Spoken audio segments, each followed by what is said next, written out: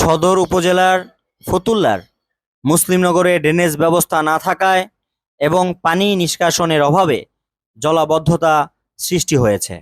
চরম ভোগান্তির শিকার হচ্ছে ওই এলাকার সাধারণ জনগণ ও ব্যবসায়ীরা।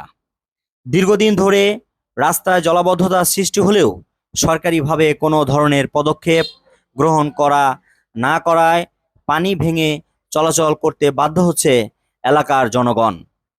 তবে স্থানীয় জনপ্রতিনিধি সহ উপজেলা প্রশাসন সুনজর না থাকায় জলাবদ্ধতা দূর হচ্ছে না বলে অভিযোগ এলাকাবাসীর। এলাকাবাসী জানান, ফতুল্লার মুসলিমনগর বিসিক সড়কের নয়াবাজার এলাকায় দীর্ঘদিন ধরে রাস্তায় জলাবদ্ধতা সৃষ্টি হয়েছে। এলাকার এলাকার ড্রেন সরু হওয়ায় বাড়ির ড্রেনের পানি সরতে পারছে না। এতে করে রাস্তায় হাঁটু পানি জমে গিয়ে মানুষের চলাচলের অনুপযোগী হয়ে পড়েছে।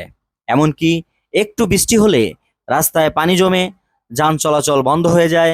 এতে করে নারী পুরুষ, স্কুল কলেজ ও মাদ্রাসার শিক্ষার্থীরা ময়লা পানি ভেঙে চলাচলে বাধ্য হচ্ছে।